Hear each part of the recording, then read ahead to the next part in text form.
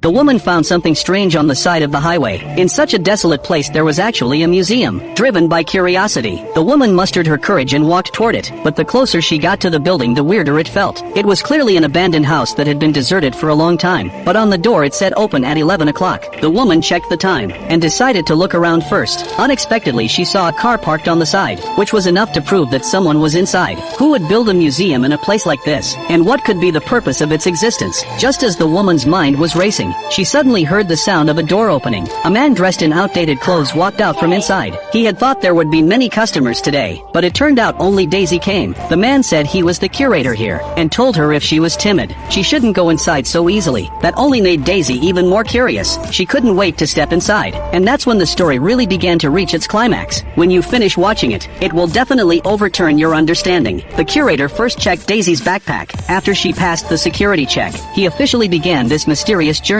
But there were only some creepy statues inside. There didn't seem to be anything special about the place. The curator saw through Daisy's thoughts, so he took her to a larger exhibition hall. But unexpectedly the air conditioner broke down today. Inside were objects all related to crime. The curator said that every item here had a dark and eerie history behind it. Daisy was drawn to a helmet that looked like high-tech. Then the curator began to explain to her the origin of this thing. In a hospital located in New York, there was an independent scientific research institute, and the young curator had once worked there. That day Dr. Jeff was trying to save a patient, but because he didn't know the patient had taken antibiotics earlier, it caused him to give duplicate medication and the patient died. That made Daisy feel extremely regretful. If they could sense the patient's pain, the tragedy could have been completely avoided. At that moment the curator approached Jeff, saying he might be able to help him solve this problem. Then, under the curator's lead, the two entered this mysterious research facility. They developed a device that could sense other living beings' neural signals, which meant that as long as someone wore the device, the receiver could experience any feeling from the other person.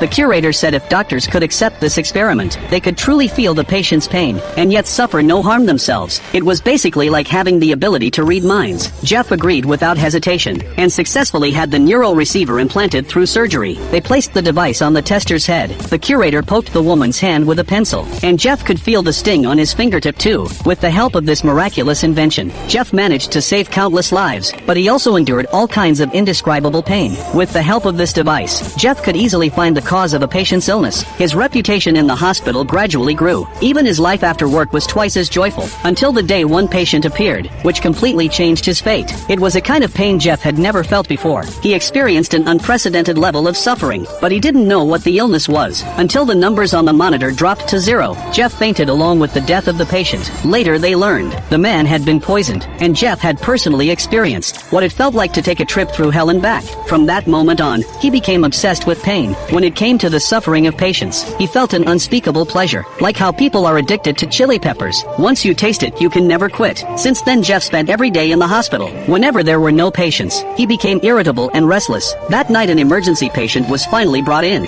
Jeff looked at him like a hunter spotting prey. He was lost in the patient's pain, unable to pull away. Even after the old man died of a heart attack, Jeff still refused to reveal the cause of death. His colleagues noticed something was wrong with him, so they joined forces to drag Jeff out of the ward. But it felt to him like they had stolen his prey. Jeff became furious. He went to the curator, hoping to end the experiment. But recently they had started a new scientific project, and couldn't assign professionals to perform the surgery. Jeff had no choice but to wait a few more days. However, when he got home he was in unbearable torment. A shattered glass suddenly cut his finger, which triggered his nerves again. Then an evil thought arose in his mind. He picked up a shard from the floor, and stabbed it into his finger. The instant pain felt strangely satisfying, but that opened Pandora's box. He began to torture his own body in various ways. Luckily he was a surgeon, so he perfectly avoided the vital parts. But as time went by, he could no longer satisfy his desire. So one dark windy night, he found a homeless man on the street. Jeff pulled out his stun baton, and shocked the man unconscious. Then he put a hood over the man's head, picked up a power drill, and aimed it at his skull. That once again let Jeff feel the thrill of near death. But after that, Jeff turned into a vegetable. Daisy stared at the device before her in disbelief. After finishing the story, the curator began to sweat heavily, because the air conditioner had broken down. He became dry-mouthed and parched. Seeing this, Daisy quickly took out a bottle of water from her bag.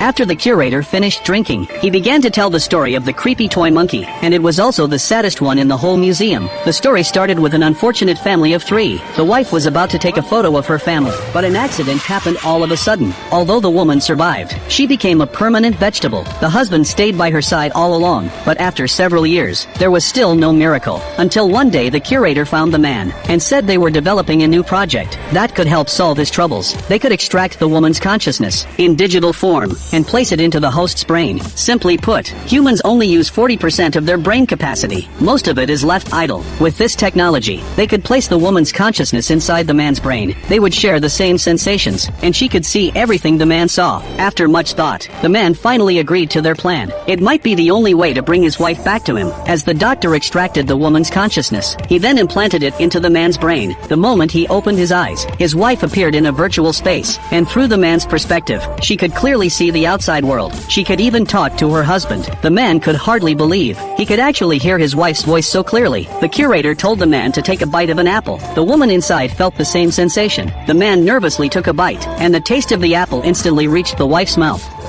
So long since I tasted anything. The husband could hardly believe it. He excitedly picked up their daughter beside him, and the wife finally felt the child she had longed for day and night. They thought it was a great invention, but without realizing it, they were defeated by the trivialities of life. Problems between them began to surface. The woman complained that her husband's books were too shallow, but the man thought that was what happiness should be. In daily habits, the husband never washed his hands after using the bathroom, which the wife couldn't tolerate. He also loved watching crime shows, but the woman thought that was bad for their child. The man could no longer stand his wife's nagging. He angrily opened the fridge, grabbed the food she hated most, and ate it without hesitation. The woman was instantly disgusted by the taste. The man had no privacy at all. Helpless, he went to the curator for help. He complained that his wife's control desire was too strong, that his brain was about to explode. To help the man solve this tricky problem, the curator gave him a special privilege. They upgraded his system for free, so he could turn off his wife's consciousness anytime with his phone. On his way home, the man met a hot woman in the elevator. He just took a quick glance, and was instantly scolded by his wife.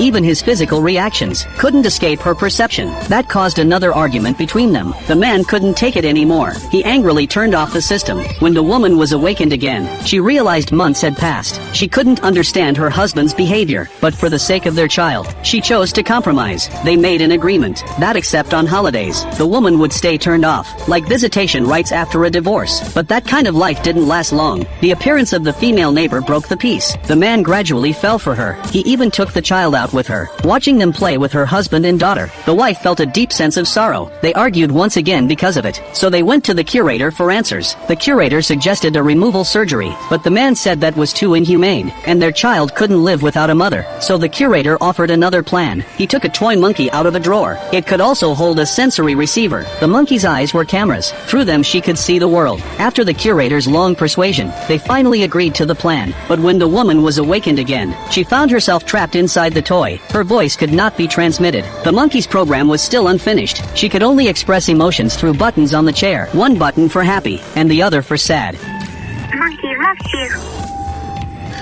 Monkey needs a hug. The wife completely broke down. She kept hitting the buttons over and over, which made the female neighbor uncomfortable. The neighbor began to threaten her with death. Staring at the woman who had taken everything from her, the wife could do nothing. And that was when Daisy realized the so-called museum was actually a collection of criminal artifacts. After the United Nations declared consciousness transfer illegal, the toy monkey was stored here. Even today, the woman's consciousness was still inside. Monkey needs a hug. She's still in there. Because deletion was also illegal. And inside this dark museum, there was also one prized exhibit, a living, breathing slave, trapped inside. His face was blank with no reaction. After the curator's introduction, Daisy realized it was a holographic 3D projection, or rather his consciousness form. Turns out the man was a death row inmate. The curator planned to buy the man's consciousness, and in return, the man's family would receive a huge fortune. Thinking his family would live worry-free, the man agreed to sell his own soul. The moment he sat in the electric chair, the curator used black technology to upload the man's consciousness online. With the help of the holographic projection, the virtual man appeared in the museum. But what he never expected was, when the curator flipped the switch, Daisy instantly sat in the electric chair again. As the current passed through, he suffered the pain of electrocution once more. Every volt of electricity shot through the man's head. The curator knew the human limit was 15 seconds. To make the man the museum's golden attraction, he set the safety time to 10 seconds. After the tech company went bankrupt, the curator decided to make a living on his own. Soon the museum's business started booming, and most people who came were there just for the man. They vented their anger on him, building their joy upon his suffering. To spread the reputation even further, the curator even made souvenirs of the electrocution, also satisfying the twisted vanity of sick customers. The man was tortured like this for years. Just when the curator got excited while talking, he suddenly felt his throat tighten. While Daisy calmly watched him, the curator painfully slammed against the glass. He never would have thought before dying that the woman in front of him was the man's daughter. Turns out her father had been framed. After her mother's repeated appeals, her husband's name was finally cleared. But because he signed a contract with the museum,